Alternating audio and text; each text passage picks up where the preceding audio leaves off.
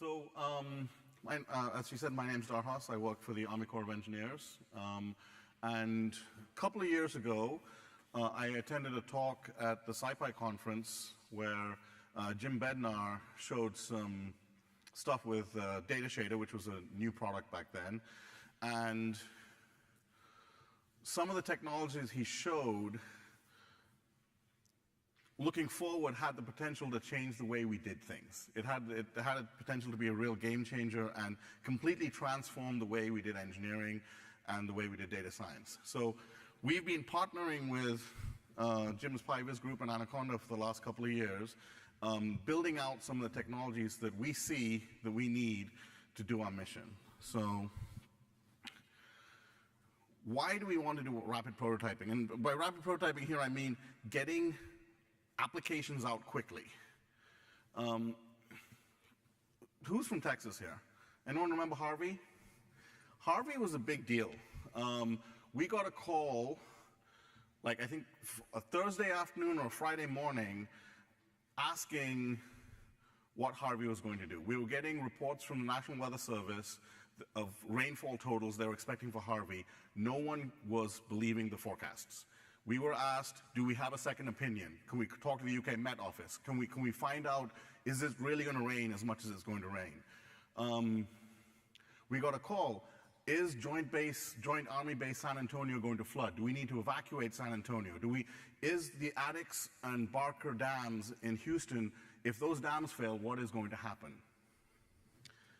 These are parts of the country and areas we don't typically do computational modeling for. We are not set up for them. But we have to give an answer, and giving an answer a week later is not good enough. They needed an answer that day. That's the point of rapid prototyping. It's all very good when you have an established product and you know exactly what you want to show someone and you know when you want to show it to them and you have 6 months to develop an application. A lot of times our engineers need to communicate results quickly and we don't have time to go through a long development process. If you don't get the answer to the decision makers in the time they need it, that answer is useless. So that is kind of why we've been partnering with the PyViz team. In most questions, you kind of go through this iteration. Somebody asks a question. It might be a data scientist, it might be an engineer, it might be a decision maker, it might be a business lead. Someone asks a question. To answer that question, you have to get the data, and getting the data might be hitting a silo or a database, or it might be actually building physics models or building machine learning models or something. We have something, you have to get the data, you have to explore it, and then you have to communicate. Every step in this process has friction. There are problems between asking a question and trying to work out where the data is. There are problems between getting the data and then being able to effectively explore it. And the last one, once you have the data and you explored it and you kind of understand, you as an engineer or a scientist or a data scientist understand what's going on, you have to communicate that to other people. And that is there's a big friction step there. I like to call it the scaling problem because we have lots of different scaling issues. You've got this scaling in terms of expertise required. On one end, you need a subject matter expert, a data scientist, an engineer who understands the topic, the subject, the finances, or the engineering physics. They have some software development skills, but at some point they hit their limit of what their skill level is, and you fall off a cliff. For us, we have the issue of we have low fidelity physics and high fidelity physics, and we can't, those require different architectures.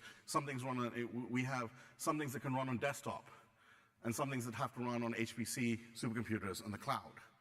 And there's some things you can do with little scripts and little like snippets of code, and there's other things you need a full-fledged GUI because of your target audience. One of the biggest ones is we like to prototype and experiment and develop in Python and R, and in our case, sometimes C++, but then when you're trying to communicate, you need to move to JavaScript or Java. So in all these places, you hit a point where you're at a cliff and you can't move without a whole new team and a whole new development environment. So what we wanted to do with rapid prototyping is stop having to have that step function where we had to change at some point to get bigger or go faster. I'm going to go into this communication problem because we end up having lots of data. We can generate data very easily. We're kind of in this data deluge right now. And we always say a picture's worth 1,000 words, and so that's true. This is the IPC report. The graph is easier to understand than the text. An interactive dashboard is a lot easier to use to communicate results than a static image. Just even the sine wave example Jim showed just now, being able to slide things, see how your system behaves as you change variables, helps you build intuition into the topic you're studying. And especially when you go into a decision maker, giving them the ability to move things around and see how will this affect that, and have that interactive capability really helps them explore the data that the data scientists or engineers have developed. But the issue is, once you do that, you're out of the communication problem, but now you're in a distribution problem. Because this is what happens typically, and this is what Jim alluded to. We prototype in Jupyter. We kind of do things, we experiment, we move things back and forth. Then we throw it over a wall, and a different development team takes over, recodes everything from scratch in JavaScript or JavaScript with a Java backend or something. What you end up might be a really nice polished product. It doesn't look like what you were doing. It might not have all the bells and whistles and widgets that you wanted. And then you have that issue that then your boss or someone says, well, actually, we need these other 3 visualizations in this. And you can make those in 5 minutes on your Jupyter notebook. But now you have to throw it over the window and recode everything in JavaScript again. And in some cases, that's a several-month process. And you want the answer by Friday. And that is where PyViz comes in. The goal over the last couple of years in our partnership with Anaconda has been to have a modular set of tools that we can easily reconfigure, and we can solve emerging issues fast. We don't want to change our tools. When we go from desktop to supercomputer, we don't want to have to throw away one set of tools and move to another set of tools. We don't want a set of tools for prototyping and experimenting and a different set of tools for production. We want the same thing. We also want to empower our subject matter experts. Our data scientists, our engineers, these are folks who are very knowledgeable in their field, and they have a basic knowledge of Python scripting and programming. They are not software developers. We want them to be able to build the communication tools and easily deploy them and share them with decision makers both internally and externally. Now, the key capabilities we've been looking at is we want to easily create interactive multi-step workflows and dashboards. And to do that, one of the things which wasn't shown in the panel demonstration, because it's actually in some of the other PyViz tools, is we've really built this bidirectional connection between Python and JavaScript. So you can have plots, you can put up a bokeh plot, you can annotate it, you can draw things on it, you can draw squares, you can draw polygons, and the things you draw on the plots are now available in Python. So all the interactive plots you do in any language are written in JavaScript.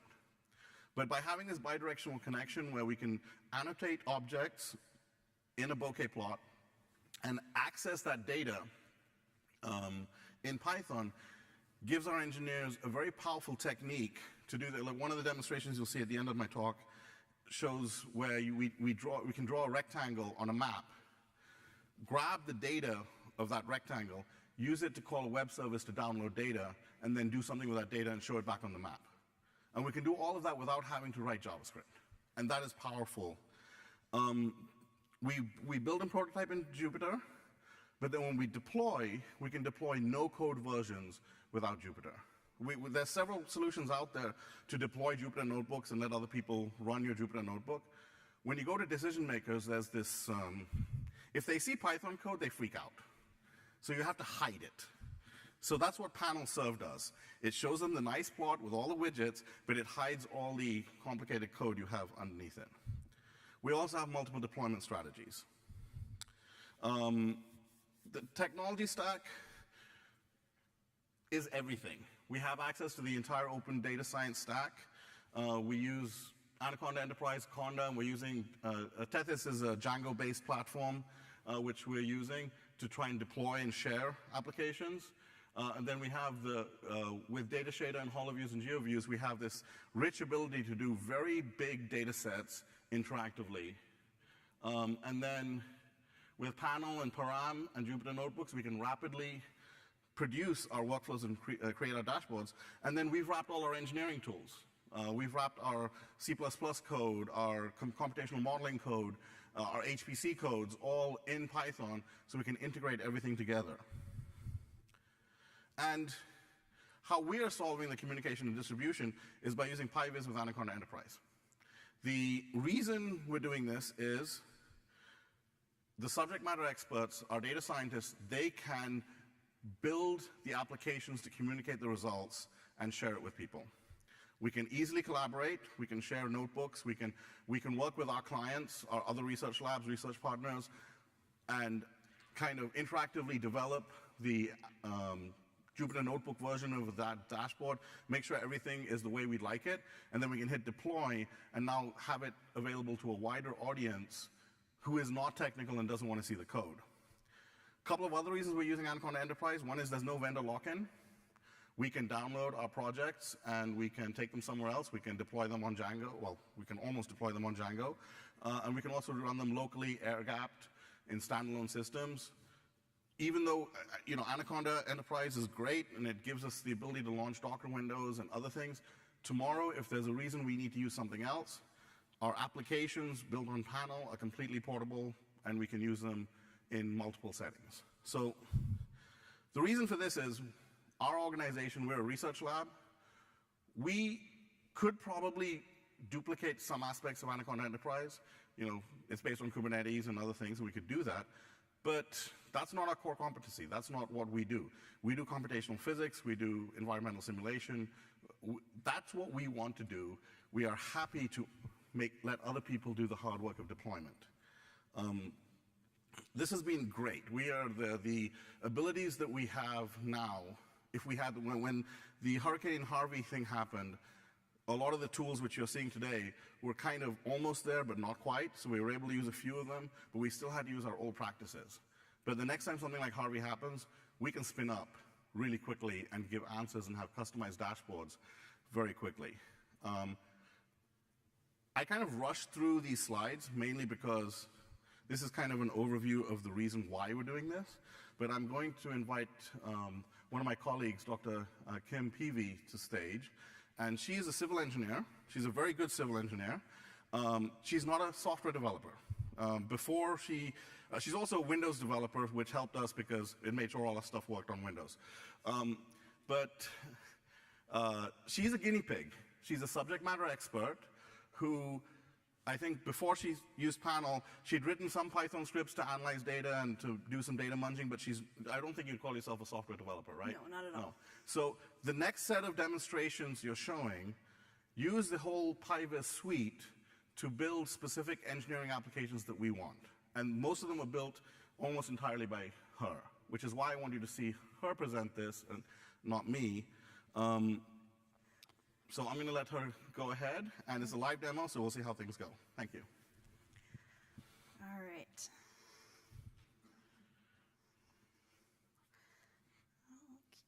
Okay, so what I'm going to start out with is basically just a basic panel app. So we have, so say we have some data, some point data. We have X, we have Y, and then we're going to give it some colors. We're going to turn that into a HoloViews points data set. And we're going to use this point draw tool inside of HoloViews, and we'll show how that works into my dashboarding in a minute. Then we're going to create a table, and we're going to link the points back to the table. So then I'm applying some options and whatnot there. So with, whoops, yeah. Gotta run the view. All right, so this is just viewing the HoloViews object. We can play with this. It's fully interactive, but it's just one object here in this cell. If we wrap this in panel, we get some additional layout options, so we can create columns of data and add some widgets and all that sort of stuff. Or we can also deploy it as a dashboard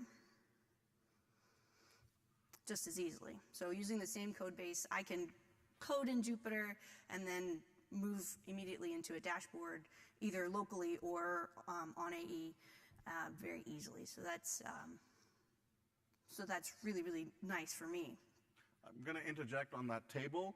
We can actually edit the numbers and affect or attach data, new data to those points, and then access them from Python.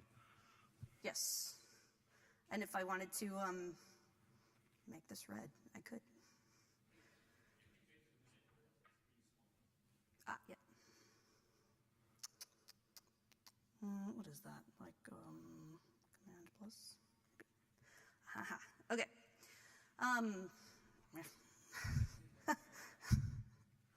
Okay, there we go. Got it all on the screen.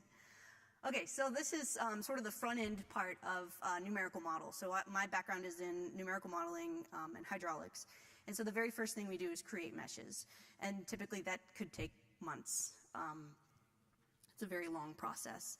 So what we've done here is turned it into a rather quick process that gets you, a 90% answer really quickly. So we're gonna zoom into place of interest. So here we can have, I've got just some widgets set up. We can use whatever web map tile service we want here. And I'm gonna grab an image from the web map tile service. And what this is doing is it's reaching out to the web map tile service using one of the Corps of Engineers ERDC tools called Quest. And it's gonna reach out to the tile service and stitch those images back together. And we're also showing this is a pipeline feature in panel that lets you have a multi-stage pipeline, Yes. All built in a Jupyter notebook and then deployed as a multi-stage. Yes. So now we've got this image. We've gone and retrieved an image back, so I didn't have to go figure that out on my own and spend time doing that. Happened very quickly. And then now I'm going to leverage the GrabCuts image processing algorithm from OpenCV, and I'm basically just saying, okay, I'm going to take everything underneath this blue line, and I'm going to put it in a bin, and we'll call that water. And everything in the red line, I'm going to put that in a bin. All the RGB values from this image, put that in another bin, and call that land. And then what GrabCuts will do is it will process that image data and all the RGB pixels and into a bin. And then we have some code that basically processes that into polygons. I'm not sure if you can see from there, but she drew some lines on the image. Oh, yeah. Which is difficult to see. But she drew a blue line in the lake and red lines on the land. Yes. And typically, in order to process aerial imagery into a mesh, I would sit here with this aerial imagery and click, click, click, click, click, all along that coastline. So in order to do this way very quickly is very, very nice. And you can see we didn't get this very well. So we can redraw this. We can redraw some landlines, and it will resample to make this match the aerial imagery a little bit better. And then you can also, well, you might not be able to see, but we have some little teeny tiny lakes in here. And we can set a minimum pixel area and filter out some of those small lakes because we don't want them. And then we can also downsample the number of points we have along the edges. All right. So now I'm going to take that polygon data, and I'm going to put it into the point draw tool in HoloViews, and now I can see, hopefully, if I select it, not draw something new. Live demo. Okay. There we go. Oh. All right. So now I can, if I would like to, I can zoom in and interact with these points along here and adjust the polygon if I need to. And then from there, we go into this meshing dashboard that I've created, which right now is very simple. So we can, again, we can interact with the points or the vertices of the polygons, and then I just have a really simple node spacing here, and so we just created a mesh right there. And then if we want to bump up the node spacing, that's all interactive, and that's going to take a second. Yes. Oops. Come on, click. Yep. Yep. So you can see it's very easy. These guys are standalone classes, and then I just can basically pick and choose my classes that I want to group together into a panel pipeline. That's good. Okay. So then, as numerical modeler, I would apply attributes to this mesh, take it, send it off to the HPC, run some simulations, and then get data back. So now I'm going to jump over into viewing data for a mesh. So I have a San Diego mesh right here that I'm going to load up. So I give it a directory and a root file name. And through the magic of param depends, I have it going out and looking at the data itself. So as soon as either this file name widget right here or this directory has changed, it's going to go out and look at the data itself and see what attributes are available. So, and the same goes for this, if I'm loading a netCDF.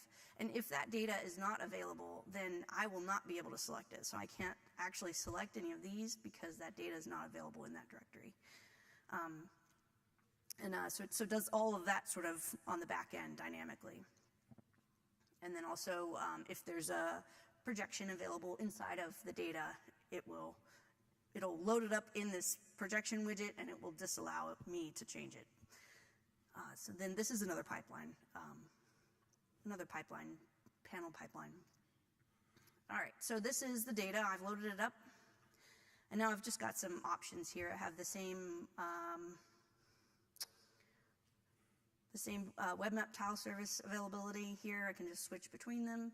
I can change my visuals. I can change the color range on this, and these are all dynamically connected back to my data. I have the ability to turn on mesh elements, and then we have data shader in the background so that even if this were a really large mesh, it would really quickly resolve itself as I zoomed in. Turn that off.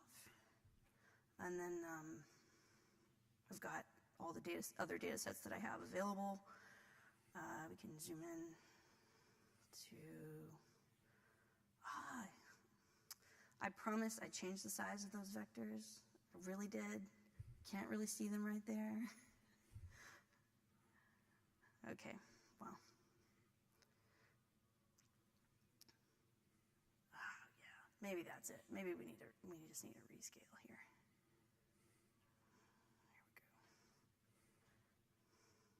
Maybe? No? No. Mm-mm. Oh, helps if you don't start at 0. Yeah. Yeah, so we have a player widget here, so we can actually walk through the data. This is the depth average velocity of the water that's going in and out with the tide into the San Diego area. So that's fun. All right, and supposing we wanted to actually reach in and grab and like resample the data, we can do that too. So I've got the point draw tool loaded up here, and I'm just going to draw a line. I probably should have changed my color scheme. And I've got that linked dynamically to my map on the right. And you can see that it's automatically resampling that line and giving me the depth data back out of it. So I have this really neat like way of interacting with it. So let's see. I think I think that's it. Anything else you want to say? So the point of this little demonstration was, I mean, most of you are not doing environmental simulation or hydrodynamic modeling or physics. The thing is, the point I'm trying to make is that is a fairly sophisticated application in the sense that typically in the past, to build that, you would have to have a team who knew JavaScript, Angular, who knew how to do deployment. That's a team of like 4 or 5 people working for a couple of months and also communicating with them. And they're not going to use Matplotlib. They're not going to use HoloViews. They're going to recode everything in D3 or something else. And so that is months of back and forth. And then you have a final product, and you say you want to change something, and you have several more months of back and forth. This isn't as fancy looking as a custom developed application, but the thing is, it took her a little bit of a learning curve to understand how panel worked. But now, if she had to put up a new interface that pulled out specific data sets in a specific way for a customer, she can probably do that in half a day. Right. That's the power of this. And it enables people to communicate, and then with Anaconda Enterprise, to be able to communicate widely. And we've also been working on trying to make it very easy to put these inside Django. So if we wanted to go to a very large scale, we could deploy in Django as well. So we see this as very powerful. We've been really excited and happy with our partnership with Anaconda. Go to the last slide. Oh, and also, let me go back to this slide 1 second. I didn't show my demo because I wanted to give more time to her, but this picture you see on the bottom, a few days ago, so we do helicopter computational fluid dynamics as well. And a couple of days ago, I wanted to do a demo, and I wanted to see if I could pull in some of the helicopter CFD data into panel. And I emailed Philip and said, hey, is there any way to get VTK mesh data into panel? And he said someone just did a pull request, and we now have VTK support.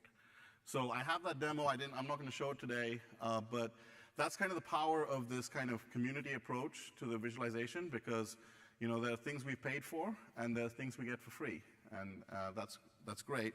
We currently have a website called EarthSim, where we prototype new features, and some of these annotation features where we're drawing things and trying to work out how to attach data to what we're drawing. We experiment in the EarthSim website, and then once it's mature, we're pushing it to PyViz or HoloViews or wherever. So if you want to see some of these tools in action, there's going to be examples on EarthSim. That's a good way to get in contact with us. There's several people from ERDC here in the first row here, so if you have any other questions, we'll be around.